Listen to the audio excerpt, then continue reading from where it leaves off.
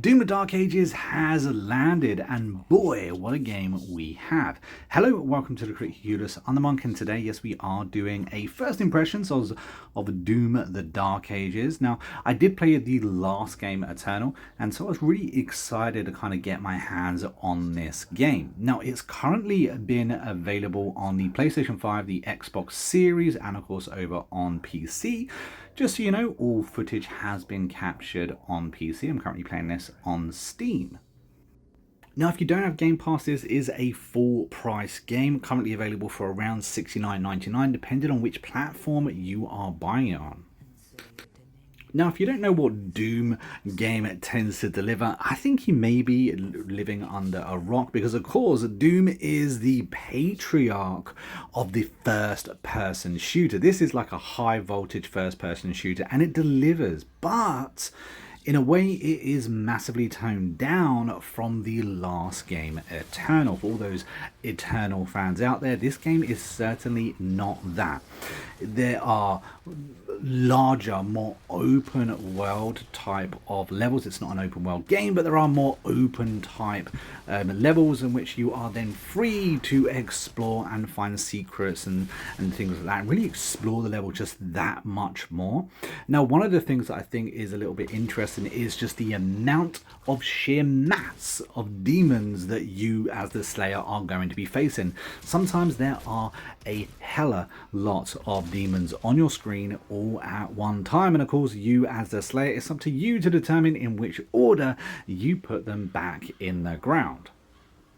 Now, Doom the Dark Ages does try to kind of like dive that dark fantasy round this time round. This time round, you are equipped with a shield, and you're going to be putting that to use as a badass Captain America. Yes, you do actually get to sling it across the field like such as well. Only this time round, you get to be wielding a shotgun as well. Personally, I think that is bloody cool. In later missions, you also get yourself a medieval mace, which really feels, you know, just so good, so devastating when you get to swing that around. But many of the weapons within this game are going to be very familiar to you, you know, having seen many in the previous Doom installments. Now, for any new players, do you need to have played the other games in order to play and enjoy this game? Well, no, you absolutely don't. In fact, if you've never played a Doom game before, this may be the game for you, because this time around, even cranked up to Nightmare mode, this game is actually surprisingly easy. And yes, that may come as a bit of a shock to, you know, regular returning players, because this game is certainly massively easier than the last. In fact, you could go so much to say that they have dumbed down how you actually kill most of the bad guys in this game, because the demons come at you thick and fast, and there is a number of different types of demons that you're going to be encountering from the very beginning of your game throughout the 22 chapters that this game does actually boast. And from hour 1 to hour 25 of you completing all those chapters, and of course more if you want to go back and 100% them, you're going to be killing these demons in exactly the same way. Now, don't fret, it really isn't as boring as it sounds, but what I mean is that in Doom Eternal, there were specific patterns and things that you had to do in order to kill the different enemy types. Whereas in Doom the Dark Ages, you can pretty much shotgun every single one of them in the face. However, really what they have done is introduced a parrying system to this game. Obviously, you do now have a shield, and you kind of have to watch out for green glows or green shots that come your way. If you parry it, as such I just did, it will, you know, go back and destroy pretty much the person that it came from, or at least deal a significant amount of health damage. The shield really does allow you to kind of, you know, blitz your way into these enemies. You're shoulder barging your way through. In fact, you even have a new attack which allows you to lock onto a target and essentially teleport to their position, shield bashing them along the way. And that really is where our movement is here too, because from the last game, a lot of the movement have been cut out of Doom the Dark Ages. Yes, this game is a slower pace. We all knew that it was going to be a slower pace, but let me kind of like categorize that for you. Yes, they have removed a lot of the things that kind of enable you to jump from point A to point B and back again and swing back around this way and that from the last game.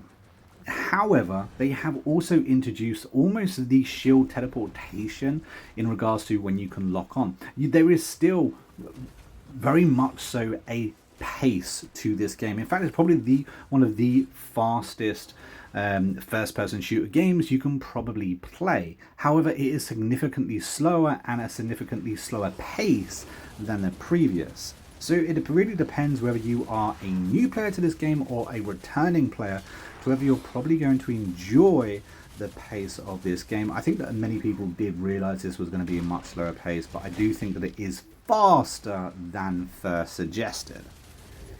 And that is coming from someone who typically isn't very good at these games. In the last game, I died a lot on the harder difficulties, and unfortunately I had to turn the difficulty down just to get through some of the levels.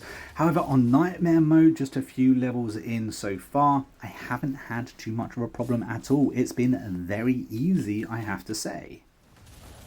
But I have very much enjoyed what I've played so far. You know, the combat is brutal and you really do feel like you are in the thick of it. Sometimes you will, launch into a level and be just surrounded by demons, and you're split second trying to figure out in which order you need to take these guys down, because some of them are a little bit of a problem. However, if you get good at the parrying system, and it's going to be very hard for you not to get good at the parrying system, it can be a very, very easy game, because there's going to be loads of green orbs coming your way, and simply all you have to do is parry it, and it's a one button deal. Now, I know what you're thinking. There are games that have released very, very recently that have, kind of dug into this parrying system. And typically parrying in these games have been very hard, where Doom the Dark Ages is very forgiving. The window for parrying is almost massive. It's almost impossible to get it wrong on the easier settings, and if you rank it up to the hardest mode, there's still surprisingly a big, large window for parrying. So the game's very easy because of that. They might dull it down in the future, because I do think it's a little bit too easy, but the parrying system is here to stay in Doom. And like I said, if you are a new player, if you're worried that perhaps your reflexes aren't what it should be, this isn't like those other games. It does enable you to just enjoy the death and the mayhem that you're going to be bringing on the demons around. I do have to say though, the time that I have spent in this game so far has been surprisingly smooth. I've had next to no issues whatsoever. It's run surprisingly well over on PC. I haven't tried it on console yet. I will do in a few days. And when I release my full review on this game, I'll let you know how performance-wise it's gone both on console and on PC. But at the moment, so far, this game's run very, very well. And I'm looking forward to seeing just how exciting it can get at the latter stages. Now, it'd be no surprise to any that this is a fully voice acted game. The cutscenes and the voice acting's actually done really, really well. Not really needed in a Doom game, obviously. This is all about that hardcore, fast pace, just hacking through enemies. But it's nice to see that it's done so well. It's really engaging when it comes in, and a nice little bit of backstory is always nice. It should be mentioned as well that this game actually comes for the very first time, I believe.